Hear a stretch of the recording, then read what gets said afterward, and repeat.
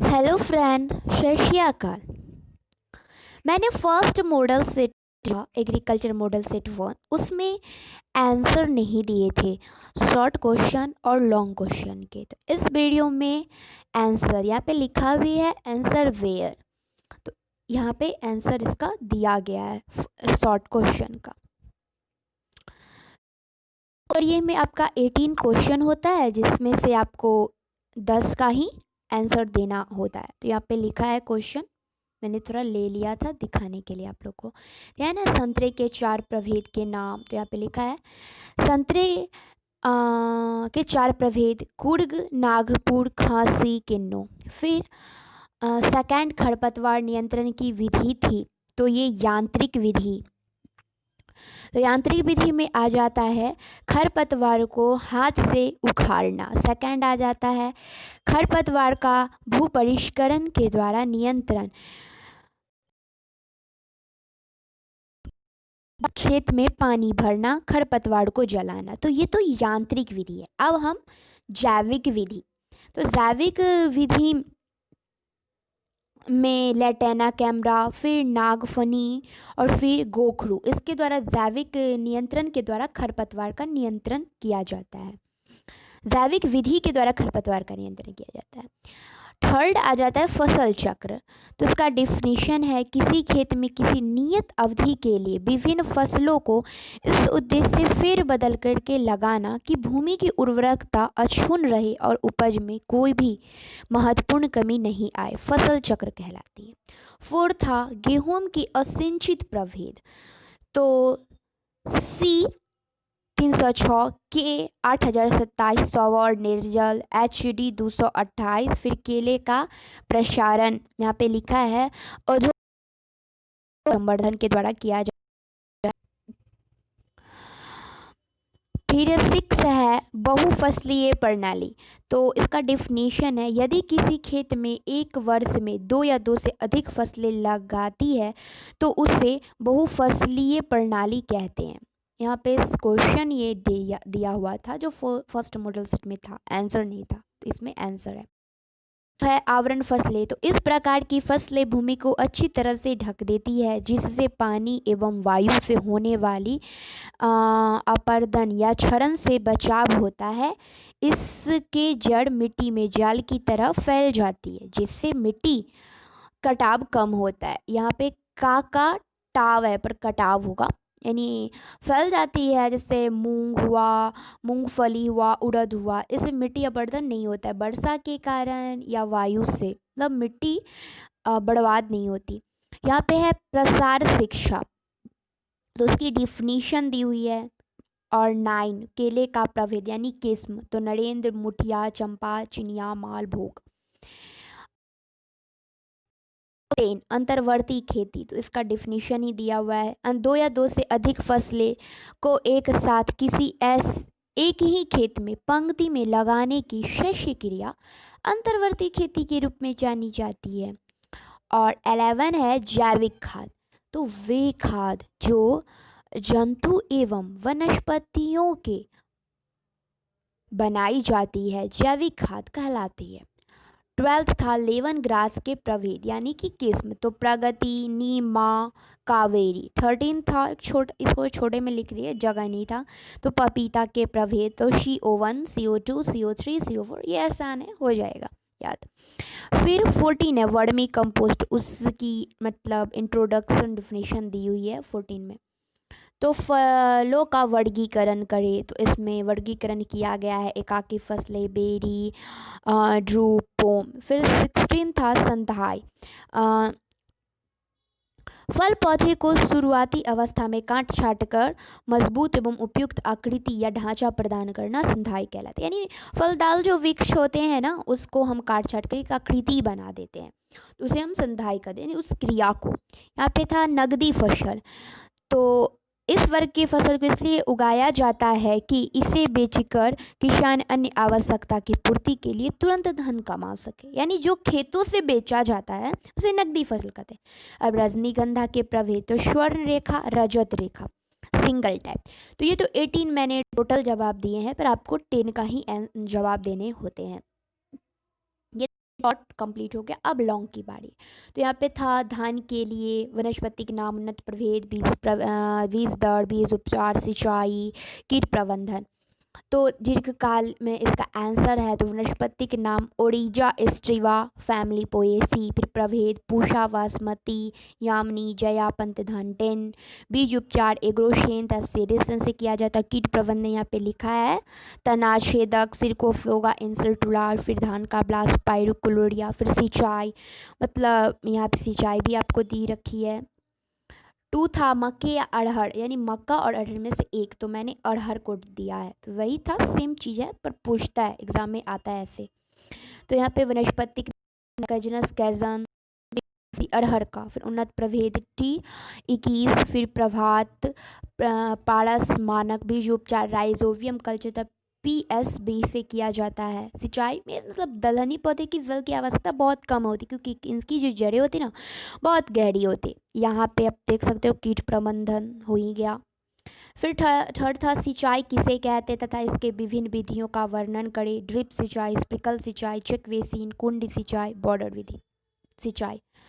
तो यहाँ पे मैंने सिंचाई मतलब उसकी डिफिनीशन लिखा है तो था ना, फसलों उत्पादन में प्राकृतिक रूप से जल की आवश्यकता पूर्ति नहीं हो पाती है, अतः पौधे की वृद्धि एवं विकास के लिए कृत्रिम रूप से पानी की व्यवस्था करना पड़ती है जिससे सिंचाई कहते हैं। और जिन तरीकों से खेत में पानी की पूर्ति की जाती है उन्हें पानी देने की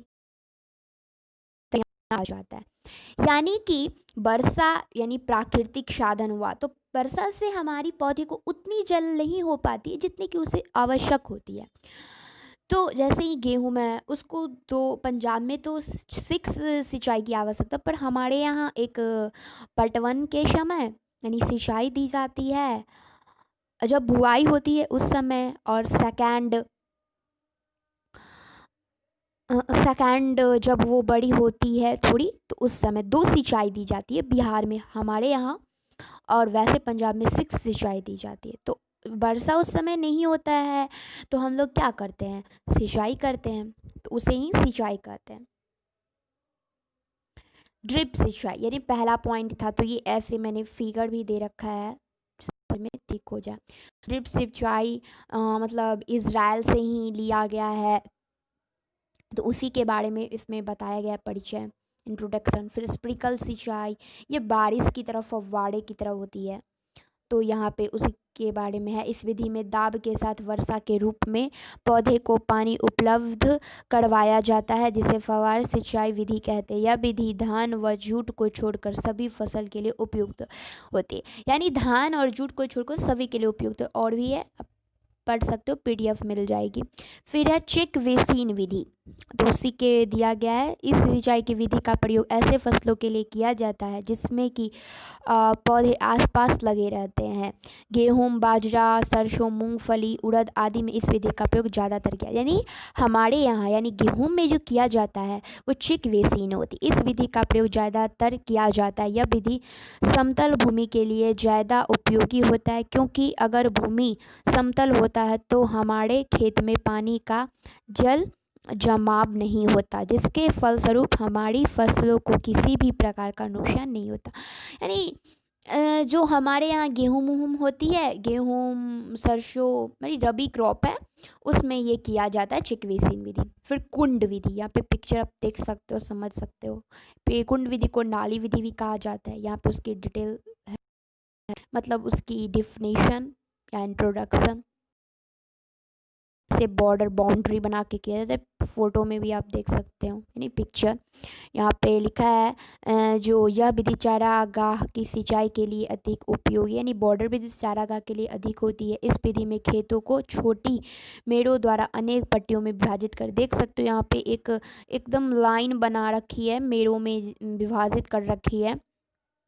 सीमा पट्टी की लंबाई इनकी चौड़ाई सामान्यतः 3 गुना रखी जाती है। पट्टी सामान्यतः चौड़ी से समतल तथा लंबाई में ढालदार होती। इस विधि में सिंचाई नाली सीमा पट्टी के ऊपर हिस्सा पर होती है।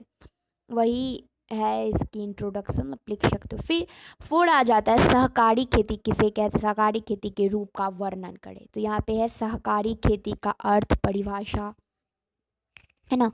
इस प्रकार की कृषि व्यवस्था जिनमें कृषि अपनी भूमि के स्वामी बने रहते हैं परंतु खेती संबंधित कार्य दूसरों लोगों के साथ मिलकर करते हैं और संपूर्ण व्यय का एक कोष के द्वारा होता है। कुल उत्पादन को बेचकर जो आय प्राप्त होता है उसमें से कुल व्यय घटाकर जो रुपया है उसे सभी साझेदार मिलकर आपस में बांट लेते हैं। यहाँ पे उसका अर्थ बताया गया है, फिर परिभाषा मैंने दोनों लिखा है। फिर उसके रूप था तो सहकारी काश्तकारी खेती, फिर सहकारी उन्नत खेती, सहकारी संयुक्त खेती, सहकारी सामूहिक खेती, यानी 4 रूप है। फिर था 5 था जो कृषि क्षेत्र की प्रमुख आर्थिक समस्या, तो यहाँ पे मैंने लिखा है तो कृषि इसको 2 भागों में बांटा है, आंतरिक समस्या और बाह्य समस्या। देख सकते हो तो आंतरिक समस्या में आ गया उत्पादन, फिर कृषि विपणन, फिर कृषि वित्त व्यवस्था, फर्म की आय का आकार एवं वितरण, भूस्वत्व, फिर बाह्य समस्याएं, औद्योगिक कार्य, और फिर बाह्य समस्या में आगे औद्योगिक कार्य, कृषि उपज का राष्ट्रीय तथा अंतर्राष्ट्रीय व्यापार। इतना है, लॉन्ग में इतना होता है, लॉन्ग 5 नंबर का होगा आपका। फिर 6 था टमाटर से रिलेटेड, तो वनस्पतिक नाम, उन्नत प्रभेद, विस्तार, खाद्य उर्वरक, फिर कीट प्रबंधन। तो यहाँ पे है टमाटर का वनस्पतिक नाम सोलाइम लाइकोपर्सिकम परिवार, सोलेनेसी, उन्नत प्रभेद संकर वन। बहुत सारे आपके बुक में मिल जाएंगे। सिंचाई, तो इस पहली सिंचाई रुपाई के तुरंत बाद करनी चाहिए और भारतकालीन फसल में आवश्यकता अनुसार 10 से 15 दिन के अंतराल पर, ग्रीष्मकालीन में 5 से 7 दिन के अंतराल पर सिंचाई करनी चाहिए। यहाँ पे टमाटर की बीमारी है तो अगेती झुलसा, फिर बैक्टीरिया विल्ट, उगटा रोग, वायरस, ये तो बीमारियां हो गई। तो हो गई, तो हमारा ये कंप्लीट हो गया आंसर वेयर। तो अब अगले वीडियो मॉडल सेट 2 में, और आपको अगर इसका वीडियो PDF लिया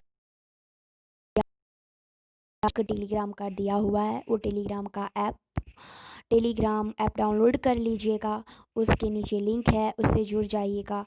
तो वो है एग्रीकल्चर दुनिया करके एक चैनल का।